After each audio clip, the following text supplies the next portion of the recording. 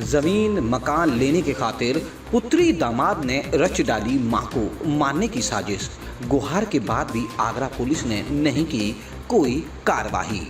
दुनिया में एक औरत के लिए उसके पति जाने का गम बहुत होता है। उस पर दो छोटी छोटी बच्चियों को पालना भी अपने में एक पहाड़ से कम नहीं होता।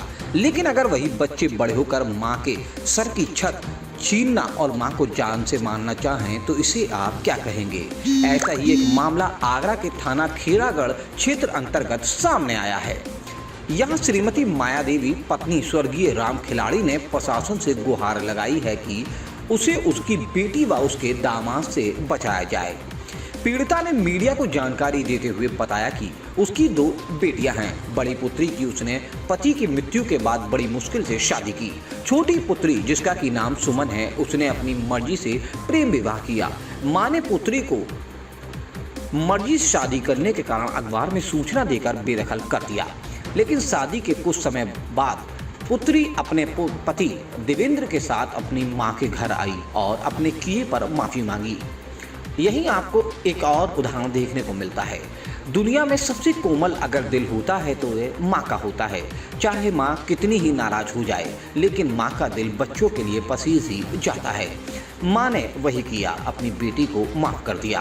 पुत्री और दामाद ने कहा कि माँ तुम बहुत कमजोर हो, तुम्हारी सेवा हम करना चाहते हैं, इसलिए तुम्हारे साथ तुम्हारे घर में ही रहना चाहते हैं। माँ को क्या पता था कि उनके दिल में एक लालच बैठा हुआ है। माँ ने अपने घर में उन दोनों को रहने की इजाज़त दे दी।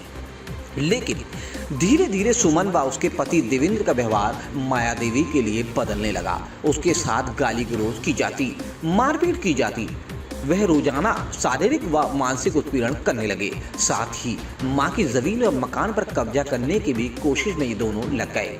मां अपनी भूख मिटाने के लिए आश्रम व धार्मिक स्थलों पर भटकती रहती, जगह जगह भंडारों पर जाकर खाना खाकर अपनी भूख को शांत करती। लेकिन उसकी बेटी और दामाद के दिल पर इस बात का कोई फर्क नहीं पड़ता। अब माया देवी ने अपने भविष्य में सही जीवन व्यतीत करने के लिए अपनी जमीन का बेनामा करवाने की सोची। उसने 7 जुलाई 2023 को उसका बेनामा कर दिया, जिससे कि इस ज़मीन पर जो लोन था वह भी खरीदारों ने ही चुकाया।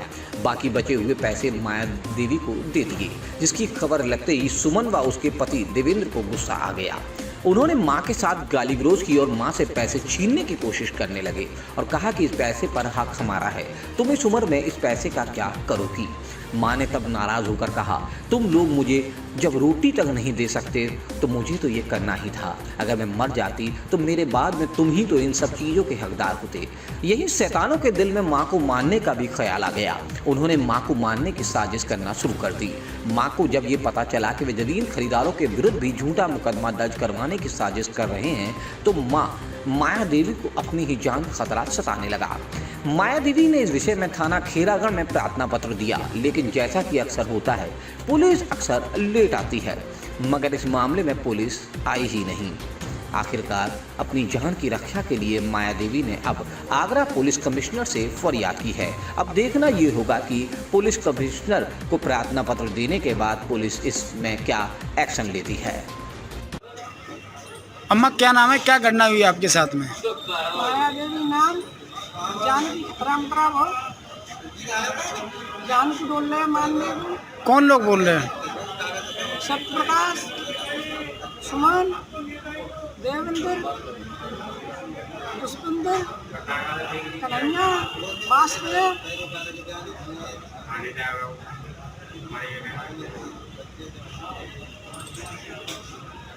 अच्छा, ये क्यों मानना चाह रहे हैं तुमको? मैं जमीन बेच रही है इसलिए मानने चाह रही है। कौन लोग हैं ये, कौन लगते हैं आपके? जेठ होता है, देवर है, दमाद है, एक भाई है और लड़की है। अच्छा, आपकी लड़की क्यों मानना चाह रही है, क्यों मानना चाह रही है? जमीन बेच दी इसके जाए मार के नहीं और पैसे छीन लाऊं।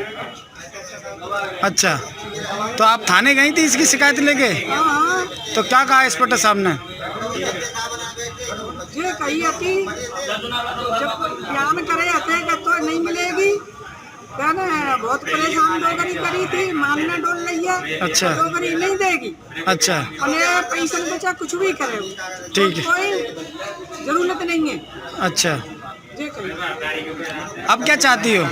मैं मैं जी चाहती हूँ अपन आराम से दूर हटा, और ये खेत में खेत बेचा है, इन पर दखल नहीं देवे। अच्छा लोकेंद्र को, रामा देवी, जी जी ममता,